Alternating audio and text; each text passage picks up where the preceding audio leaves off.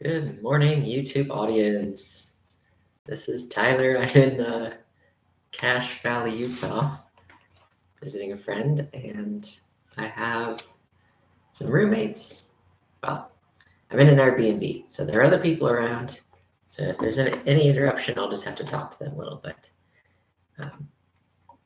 Here we are to read the Book of Mormon, chapter 14 of Mosiah, and this one is Isaiah's report. So Abinadi is quoting Isaiah to teach the people about Jesus Christ and the importance of his coming. Who hath believed his report? Let's open up the Book of Mormon. There we go. Yea, even doth not Isaiah say, who hath believed our report, and to whom hath the Lord revealed? For he shall grow up before him under plant, and as a root out of dry ground. He hath no form nor comeliness, and when we shall see him, there is no beauty that we should desire him. And rejected of men, a man of sorrows, and acquainted with grief, and we hid, as it were, our faces from him. He was despised, and we esteemed him not. Surely he has carried our sorrows, yet we did esteem him stricken, smitten of God, and afflicted.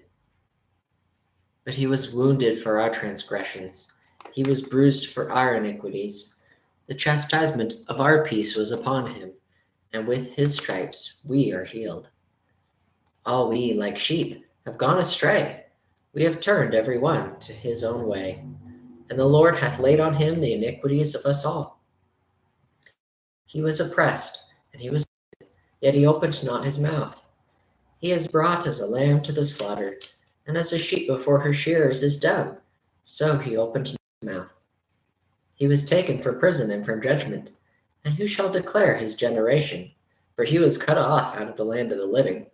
For the transgressions of my people was he stricken. And he made his grave with the wicked, and with the rich in his death, because he had done no evil, neither was any deceit in his mouth. Yet it pleased the Lord to bruise him. He hath put him to grief. When thou shalt make his soul an offering for sin, he shall see his seed, he shall prolong his days, and the pleasure of the Lord shall prosper in his hand. He shall see the travail of his soul, and shall be satisfied. By his knowledge shall my righteous servant justify many, for he shall bear their iniquities. Therefore will I divide him a portion with the great, and he shall divide the spoil with the strong, because he hath poured out his soul unto death. And he was numbered with the transgressors, and he bore the sins of many, and made intercession for the transgressors. I wanted to read the whole chapter straight through because it's a poetry. It's a chapter of poetry. But there are several things I wanted to go back to.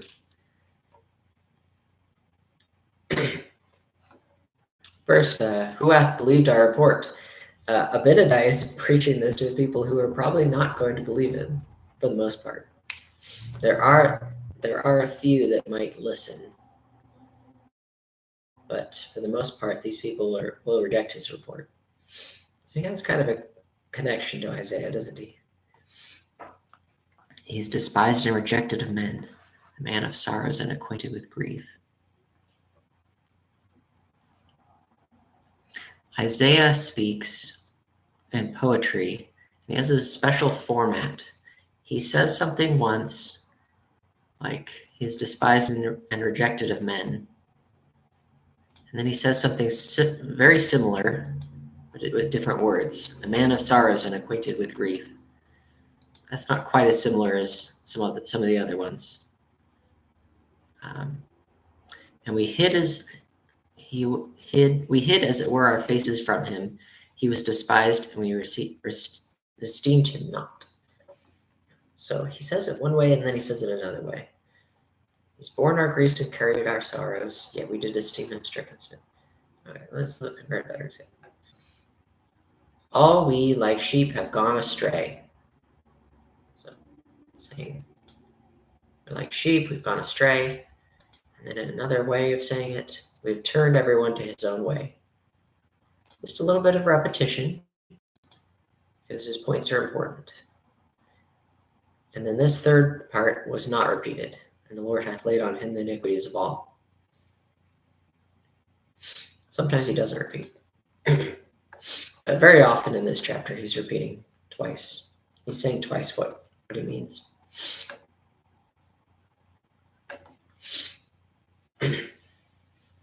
So he's teaching them about the atonement of Jesus Christ.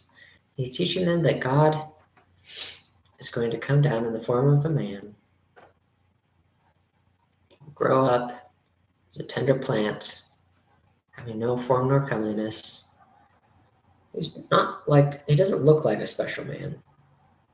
He is a special man because he's willing to do all the things that God has him do, which is to bear the burdens of everyone in the world. And he was alone in a sense. His people rejected him. The Jews had him crucified by their Roman captors, or Roman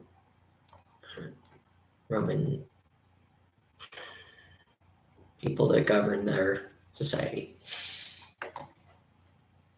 He was taken from prison and from judgment. I wonder what that means, that he was taken from prison. Maybe because he was put in prison and then taken out of it? Who shall declare his judgment? He was cut off out of the land of the living. That's pretty clear. And he was grave with the wicked and with the rich in his death. His tomb was a rich man's tomb that was lended to him. And the wicked, there were wicked, his cross was next to two other men who might have possibly deserved not deserved crucifixion, but they were thieves and disobedient to the law.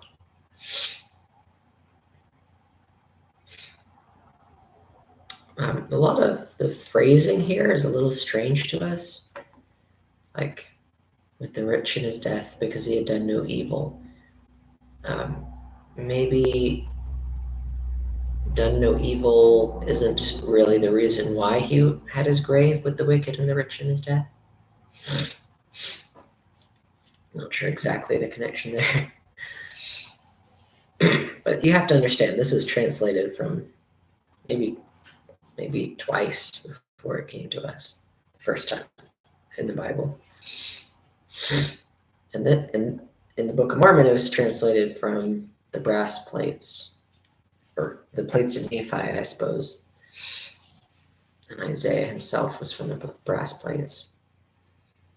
So interesting.